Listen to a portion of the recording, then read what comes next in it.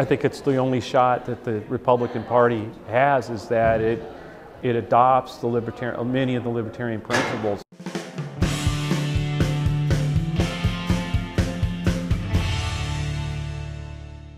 The status quo is not working. Doesn't work, didn't work then, it's not working now. In his work for the presidential campaigns of Ted Kennedy and Walter Mondale to promoting democracy in Africa, political consultant Joe Trippi has changed politics in fundamental ways. That you have the power. In 2004, his pioneering use of crowdfunding helped launch Howard Dean to the forefront of Democratic candidates.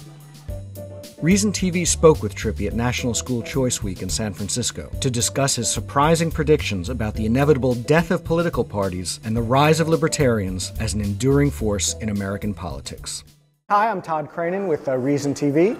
We're here at National School Choice Week in San Francisco, and I'm here with Joe Trippi. Good to be with you. So what brings you here in general? What is your message? I've been involved with School Choice Week for a few years now. I think 3 or 4 actually, but I've always been a proponent of more choice in schools. I mean, I'm not. There's some ideas of education reform that I'm not for, but I think, hey, the status quo is not working. Let's put everybody's ideas on the table. Everybody's, including, hey, if you support the current public school system the way it is, you know, let's talk about it. But I don't think it's working. I think families should have choice. You know, when I was growing up, we were right on the line. In one district was gangs and a bunch of kids that weren't getting very good education, weren't even graduating from high school. The other, on the other side of the line, the schools were better, safer, fewer gangs, and most of the kids were doing well and had a shot at college. Our house was on the wrong side of the line. And my mother, who raised 5 kids by herself, went down there, fought like crazy, and got me, somehow talked them, convinced them that they should let me go to the good schools. And, you know, the whole thing, watching her do that, just made me, I mean, so I'm talking 5 years old, 6 years old. I'm not talking like I came to this yesterday. It's like, why is it that that she had to fight to get me into a school that was safe? The reason School Choice Week is because technology is moving so fast that most government bureaucracies can't keep up with it. And one of them is education, just textbooks. Taking 7 years to get an economics textbook into a classroom. How is it that kids like me can't decide what school they're going to? That, so they're born or raised in that district, that's where they're going. That's been wrong for 50 years. And by the way, if you want any proof of it, go into those neighborhoods today, because they're still there. So you've been sympathetic to the movement for a long time, it sounds. No, I've been for school choice since the day I entered kindergarten. We've got more choice at a 7-Eleven than we do in how we educate our children. It's like crazy. I'm always reminded of that scene in Moscow on the Hudson when Robin Williams cannot believe the amount of, it's either toothpaste or coffee to choose from, having come from the Soviet Union. He literally becomes overwhelmed by the whole experience. He collapses in the aisle of the 7-Eleven or something like that. Coffee, coffee, coffee, coffee, coffee, coffee, coffee. We got more 500 cable channels, but one size fit all school. Right. So there's something fundamentally American about having that choice. Yeah. I'm wondering, okay, so given that, I wonder if we can pivot a little bit to your more traditional topic of politics and sort of the inner workings of it. And I'm just wondering what you make of the rise of libertarian politics within the Republican Party. Is that a lasting, transformative shift that's happening now, or is this something that may peter out within a few years? I think it's the only shot that the Republican Party has, is that it adopts many of the libertarian principles, and sort of that wing of the party, or that impulse within the party, emerges as the leader of the future for the party. You know, demographically, it's going to be very tough for the Republican Party as it's currently constructed to win a national election. I don't see it happening in 2016 or 2020. And I think part of that is twofold. When you have a party that is so reliant on white voters, and I'm not, that's just a fact. I mean, they're getting, Romney got nearly 60% of the white vote and almost, pretty much nothing among everybody else. There's a problem when older white voters are dying and the younger white voters are very libertarian. The younger generation is probably the most libertarian and sort of tolerant and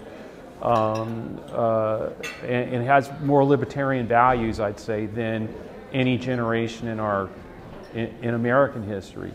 If the Republican Party picks the Tea Party as the party of the future, it's over for the Republicans. I mean, then I think the Libertarians may have to, and might very well succeed in creating another party.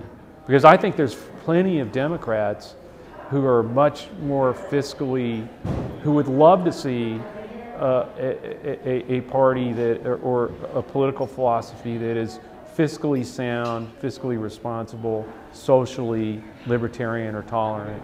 I mean, those that combine. And so you got elements of that in the Democratic Party, elements of it in the Republican Party, but the Republican Party doesn't seem, I mean, because of the Tea Party and other factors, doesn't seem like it's willing to go that way. Although it will be interesting. It'd be interesting to see how Rand Paul and others do in the presidential primaries of 2016. Yeah, I was going to ask you about Rand Paul specifically because it does seem like in order to resolve that tension between the establishment Republicans and the Libertarians and the Tea Party, as it were, it's going to take some kind of individual, a leader that people will gravitate to. And I'm wondering, in your view, is that going to be Rand Paul? Is it going to be someone else? Is he the kind of person who can do that? He's so far the likely embodiment of who could, of who's going to raise the flag and try to take the hill, and I think has a real shot at taking it. Yeah. Really? There's going to be I think a fight of titans, 2 or 3. I mean, I think whether it's establishment, Tea Party, Libertarian, but those 3, at least 2. Are going to emerge as the top 2 contenders, and then have a real huge fight for the nomination that I expect is going to go into probably a floor fight at the convention, much like Kennedy Carter where the Democratic we had the liberals, and I was with Kennedy. We had this knockdown, drag out fight that starts the process of leading to Bill Clinton being. I mean, it took a long, that fight, it came to a head in 1980, but it took a while. And often what happens is when you have these kind of big schisms and huge fights for the nomination, it's very healthy for the party. The party becomes much stronger and finally finds its path to the future, and a much more successful path to the future. But that year is usually pretty bad for the party. I mean, Reagan won the presidency. Short term it's bad, but long term. Yeah, and that's what I kind of, if you were asking me what's going to happen in 2016, I think what's going to happen is the Republicans are going to have a huge fight. If I were looking at that party, and we're trying to look at what's the best path to the future, I think it's libertarian. But then, hey, I'm a liberal Democrat, so they're not going to take my advice. But we'll see what happens. I was also going to mention that seem to be other sort of unclaimed issues by the mainstream establishment that are on the table. Things like the NSA, or certainly raising that as an issue, or drug legalization within states. Yeah, no. Look, I think the issues that are emerging are really coming to the fore for a libertarian candidate. I mean, NSA, both parties' establishments are not likely to take on the national security apparatus in a meaningful way. I don't see Jeb Bush and Hillary Clinton having a big fight over the NSA. I mean, it may come up. It's obviously going to come up, and they're obviously going to want to change it here and there, but I don't think they're going to have a big fight over it. I think a voice out there like Rand Paul, raising that issue, there's a lot of room for that. A lot of room on drug, legalization of drugs and reforming how how much money we're blowing in prisons and other things and when you see states all over the country starting to move, Washington and Colorado, moving to legalization of marijuana. The interesting thing is I'm not sure there are enough votes in the Republican Party for that. Are there enough votes for somebody who speaks out for legalization of marijuana, for instance? It's just one. I don't think so. Or is there enough votes between libertarians in the Republican Party, independents and Democrats in the Democratic Party, when it's very doubtful that an establishment candidate in the Democratic Party is going to be for those things either? So I think there's plenty of room. The question I've got is whether it's wise to keep trying to fight for the room within the Republican Party, or whether it would be smarter, given basically how the country is upset with both parties. I mean, it's pretty much close to despises both of them.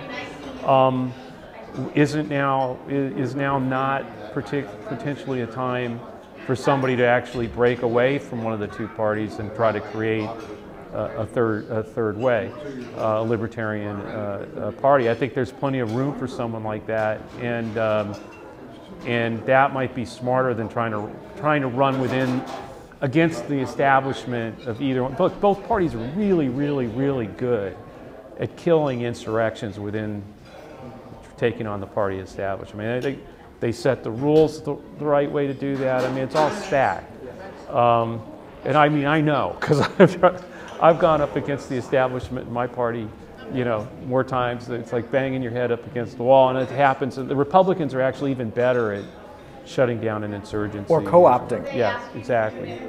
And so that's one sort of fissure that looms in the horizon. But another one is technology, and you've talked about how you don't see the Democrat and Republican parties as having the kind of entrenched duopoly that they have, that they've enjoyed for 150 some odd years, and that technology will play. You're quite confident that it will play a really disruptive force in that in the future. And I was wondering if you could discuss that briefly. Well, the internet's going to wipe out both parties at some point. I mean, or make them less able to control everything. I mean, there's going to be we're going to have an independent president and more independents in the House and the Senate. Look, the only reason you needed parties were the platform, policy platform, think tanks, things like that, the money, the infrastructure of raising money, and the infrastructure of organization. That was it.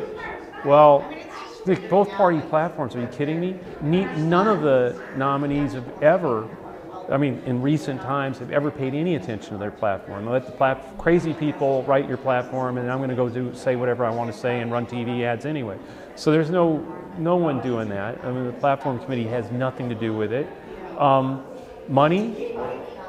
Both Howard Dean and Barack Obama and Ron Paul, to a large degree, showed that millions, hundreds of thousands, millions of Americans giving $10, $25 can compete with the likes of a Romney or a Hillary, the Clinton money machine, and you don't need the big donor base. In fact, by the way, if enough people give you $5 and $10, trust me, the big money base suddenly discovers you too. So, and they'll discover an independent if the person starts to take over. And organizationally, same thing.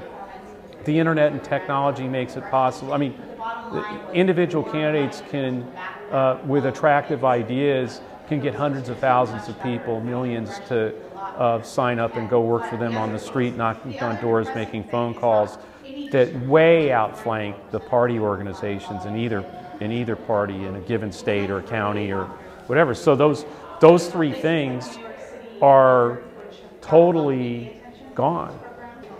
But Ross Perot in '92, when he ran, the first time, there was no internet. I mean, there was, but there were like a few people on it. Ross Perot went into the lead. People forget this. Sure, I remember. He was taking the lead. Well, he had taken the lead with the internet, with what we've got now with Facebook and Twitter and people's emails and people sending $5 or $10. You know, I'm not saying he would have won. I'm just saying it would have been a completely different game. Oh, had he been in the race today? But money was never an issue for Perot. No, right? but I meant about people having that kind of ownership where they're actually able to communicate and sign up. Somebody's going to do it, and somebody who can get people's attention and create a following could easily swamp the two parties. I'm curious too, you know, every few years technology just moves so crazy fast now that every few years there does seem to be a transformative new technology. You know, earlier we talked about in the Dean campaign, it was crowdfunding, for example, and then I remember in an interview I read of yours about 4 or 5 years ago, you were saying, you know, with the YouTube age, it's video now is going to do things. Is there something on the horizon now that has that kind of transformative power in politics, a new technology or emerging technology? Well, no, I mean, I think big data is still which had the biggest impact of 2012. I think that was really what gave Obama a big advantage over Romney. They weren't even on the same playing field. I think, at least today, that's going to even be it's big data on steroids in 2016. You know, Moore's Law, where computer power doubled every 18 months to 2 years. The leaps are exponentially, I mean, like off the charts, massively disruptive and big. And that's not just going to change how a campaign's waged. It's why government can't keep up, that laws can't keep up. Everything now is, and the reason everything feels faster is because of that, the size of the leap. The size of the leaps now only get bigger and more disruptive. Like all the disruption of the last 30 years is now going to be sandwiched into the next 2 years. I mean, life as we know it is really radically going to change. A lot of old ideas are going to be revealed as obsolete. That may be an opening also for libertarian or some other force. The base orthodoxy of both parties is going to be revealed, I think, as obsolete. Bush spent a lot of money. Obama spent a lot of money. The Fed is quantitative easing, and it ought to like make everybody wonder, like, wait a minute, every government on the planet is printing money faster than as fast as the printing press will print it, and they still can't inflate their way out of this. That's the old way of doing business. That's the old way, and it's not working. And I think we've seen plenty of places where they went total austerity, cut back, tightened the belt really hard, and that's not working well at all. Where's that happened? Huh? Well, yeah, that's a good point too. But I mean, what I'm saying is, I don't think that would be a smart answer to try it. I mean, look, Instagram, 15 people. Start Instagram, launch Instagram. Eastman Kodak, 186,000 people who will never work in photography again. Chemical engineers who were, okay, it's 15 people, 186,000 people. Those 15 people are going to make millions when they got bought by Facebook, right? Right. So, and the 186,000 are doing what today? Right. So what I'm saying is that is all going to speed up. The disruption is going to speed up. Now, I think both parties have plenty of people in them that are capable of thinking differently and starting to put different ideas out there. But the establishments in both parties are not going to let them do that. So that's where I think there is a big opening, whether it's libertarian or not. I mean, I think there's a big opening for someone in some new way of thinking about it. Mostly because they won't have an establishment to deal with. Like the Ross Perot or the Jesse Ventura, those are like templates. More than this specific. And I'm also like you know, naive and think, you know, anybody can walk into that. It's going to have to be somebody with some real ideas and who's really thought about it. And I think that's where libertarianism, it's got some real possibilities, because there is a philosophy there that's got some, look, I think there are plenty of people in the Republican Party who are attracted to libertarian principles. I don't think there's enough of them to win the Republican nomination. I could be wrong, and I'd be happy to find out I am. I think there's plenty of people in the Democratic Party who find some ideas of the libertarians attractive and would appeal to them.